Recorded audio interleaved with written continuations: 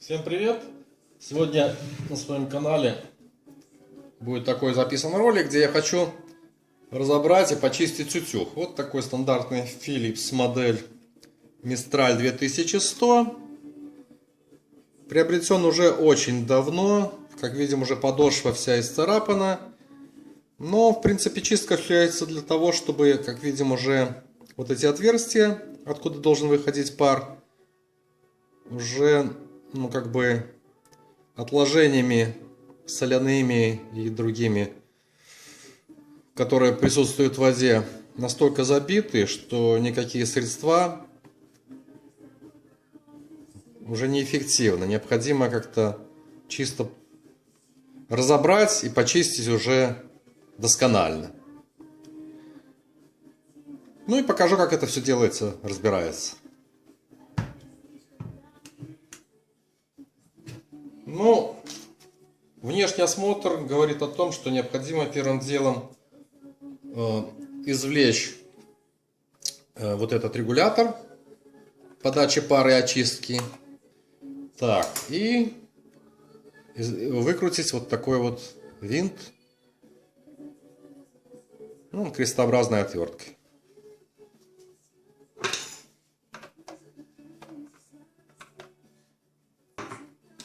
Ну, тут оказался саморезик.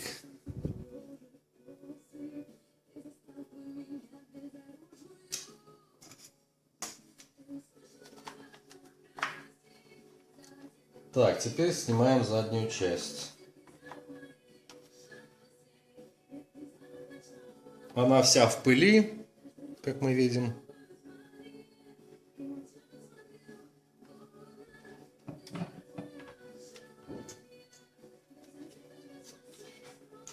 Чтобы она нам не мешала, мы ее протянем на обратный конец шнура сетевого.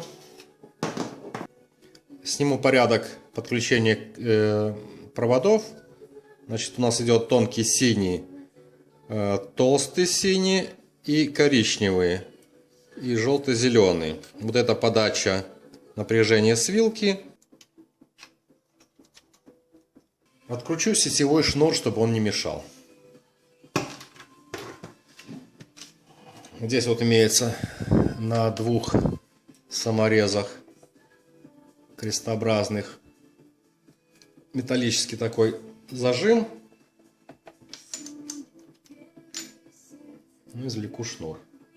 Все, он нам не мешает. Так, открутим все два винта.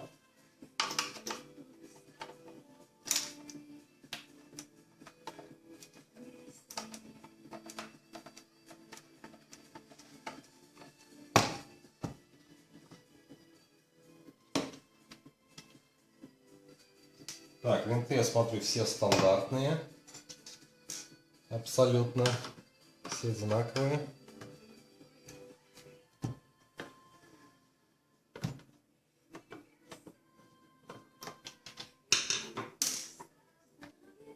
Вот здесь защелочка, поднимаем. Вот здесь вот имеется маленький саморез. Он уже немножко подржавел. Вот в этом отверстии. Под тонкую крестообразную отвертку.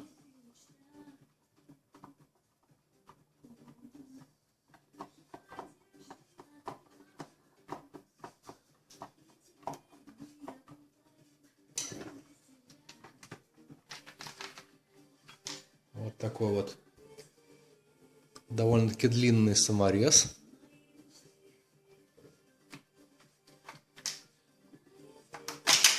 Ага, вот и извлеклась. Вот так вот выглядит верхняя часть ручки. Эти кнопки выскакивают.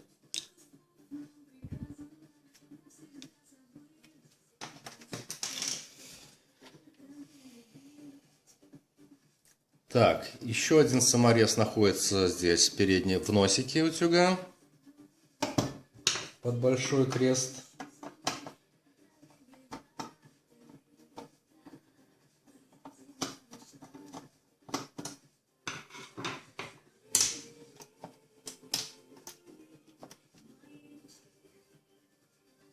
Так, он такой же стандартный. Вот здесь мы видим, используется неоновая лампочка для подсветки режима работы утюга, режима нагрева. Вот она тут на защелочках находится. Даже не на защелках, а в такие пазы вставляется.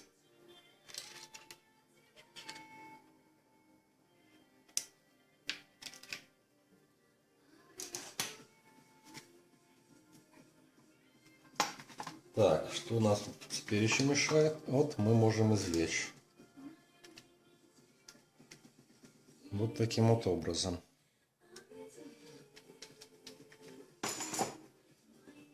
Так. Значит, вот этот пластик крепится на 3 саморезах к подошве или подошва к нему. Здесь снимается такой вот белый цилиндрик с регулятора.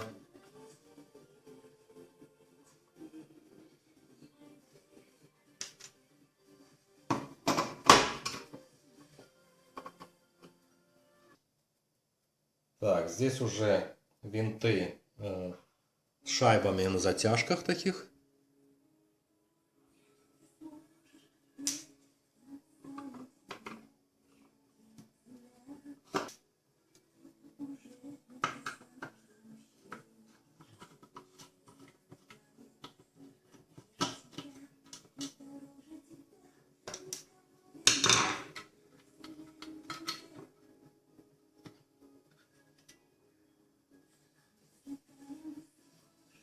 Довольно-таки все пыльное здесь.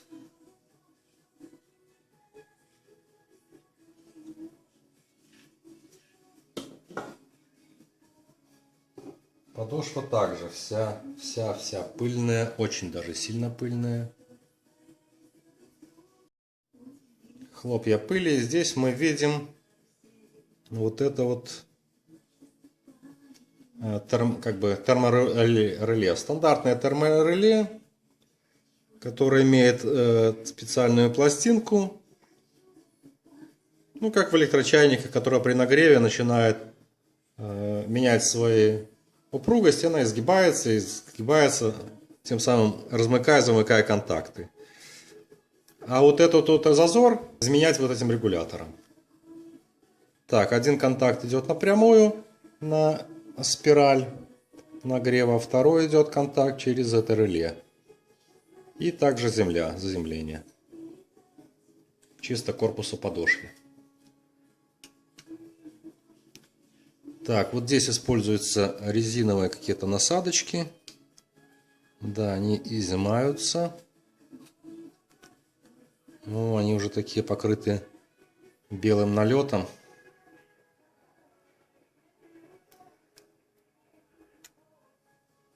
И пылью.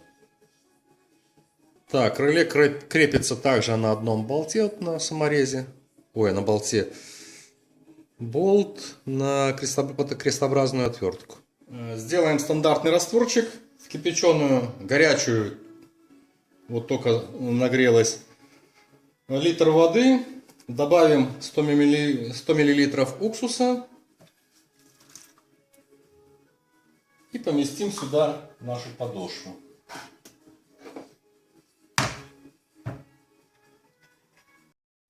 Так, долго и уверенно я все это очищал. Но вот какое получилось.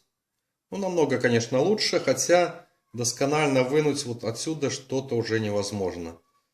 То есть, как мы понимаем, сюда поступает вода. Имеется 2 отверстия. Вот это отверстие большое используется для чистки.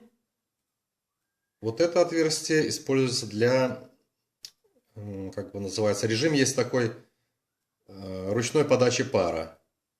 Вот это вот постоянная подача пара и чистка. Здесь ручная, то есть дополнительные впрыски пара такие. Вот это отверстие или не отверстие. До сих пор там еще вода. Возможно, это или для такого воздушное отверстие, чтобы воздух поступал, или, возможно, там какой-то крепежный болт находится.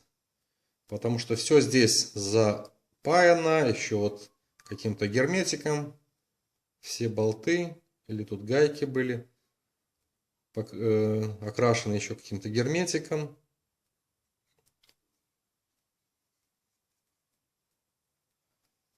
Поэтому собираем все в обратном порядке. Значит, устанавливаем вот эти резиновые насадки, ну, как понимаем, юбочками вот этими вот вверх. Большую мы устанавливаем сюда. Маленькую устанавливаем вот сюда. Я их тоже очистил от белого налета вручную щеткой.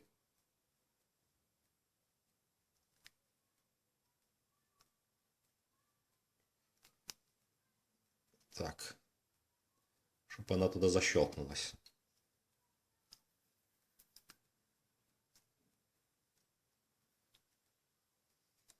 Так, и теперь на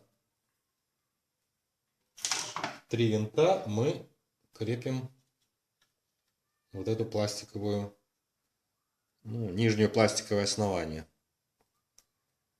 предварительно просунув контакты вот в эти отверстия. Для этого необходимо их выставить приблизительно в одном уровне, чтобы они попали каждый на свое место. Вот таким вот образом.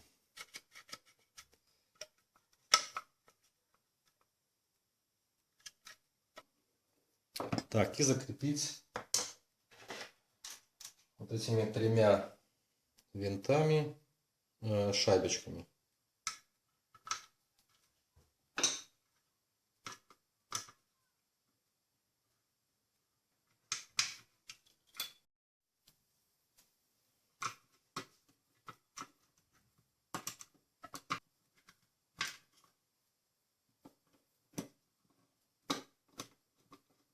Так, теперь необходимо установить на место вот этот цилиндрик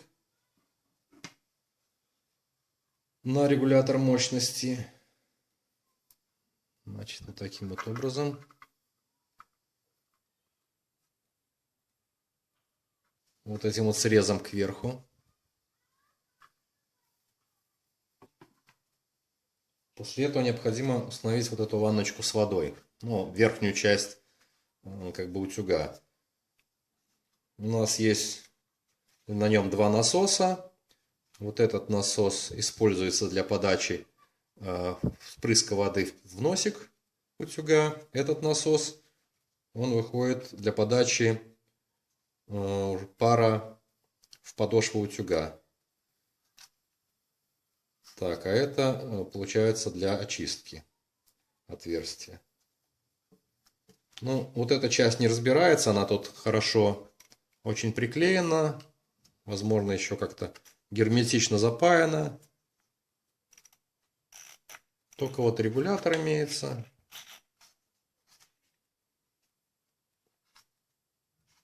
Отверстие для наполнения ванночки этой водой.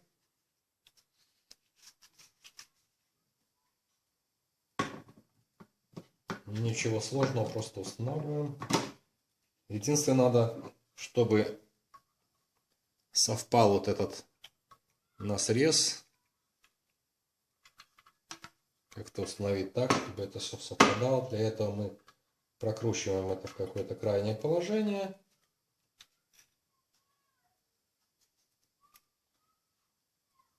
И устанавливаем.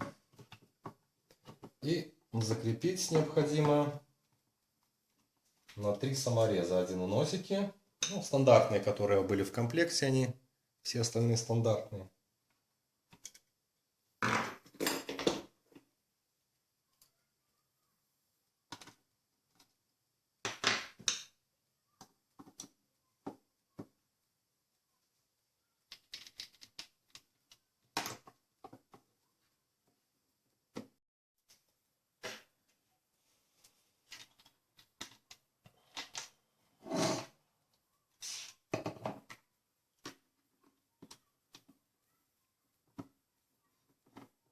Так, теперь необходимо установить специальные полозья подсветку, лампу подсветки.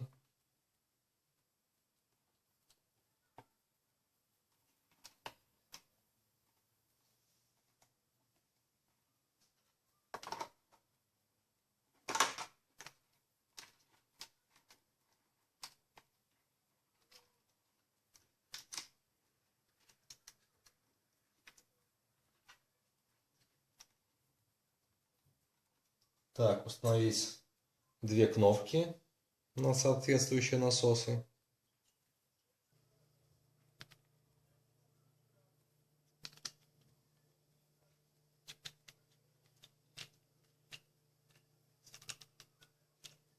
Так, сначала, значит, просовываем, если вот так смотреть вперед, правую кнопку с подачей пара. В обратном порядке они не просунутся. А потом уже левую кнопку подачи впрыска воды в нос.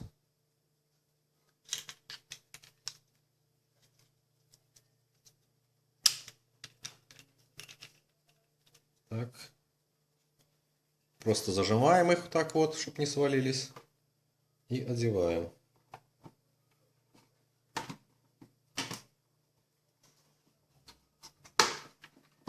На защелки. Так, сзади защелкнулось. Спереди защелкнулось. Как мы помним, здесь вот ставится длинный такой саморез. Я еще попытался его вымыть. Так, он под маленькую крестообразную отвертку.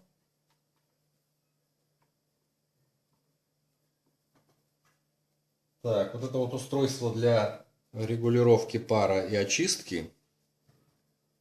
Я его разобрал. Оно, значит, устанавливается пружина затем, а потом одевается вот эта часть. Вот этот гребешок, или киль, можно сказать так, он должен защелкиваться сверху. Так. Вот таким вот образом.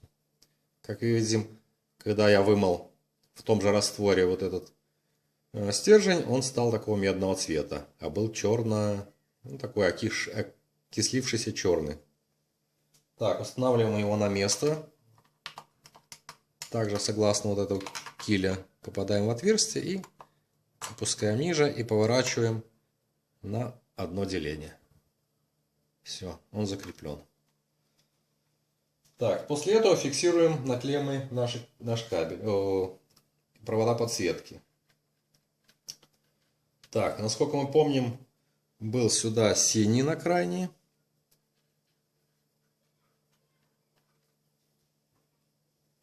Устанавливаем сюда синий, а на крайний сюда белый.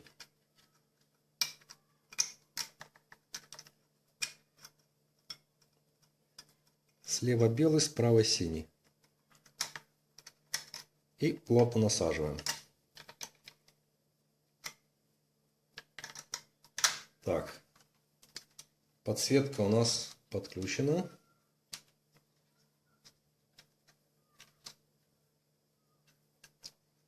Так, теперь необходимо подключить сетевой шнур, но для этого я его вынул, когда мыл, чтобы не мешал. Теперь его необходимо просунуть назад.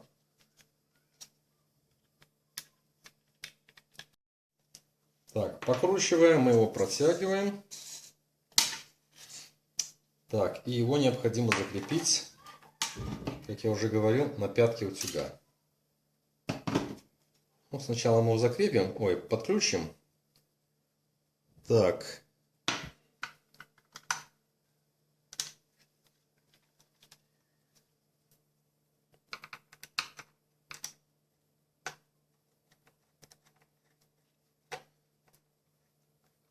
И плотно закручиваем. Таким образом мы зажимаем оплетку, чтобы кабель у нас не выскакивал.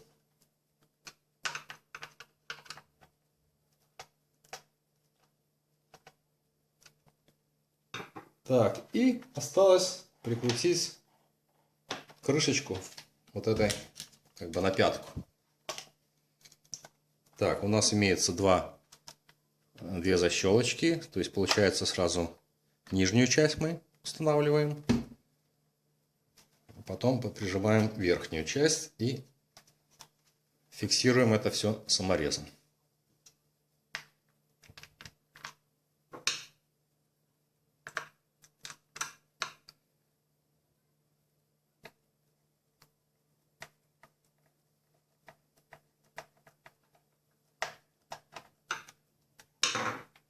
Все. Утюг собран.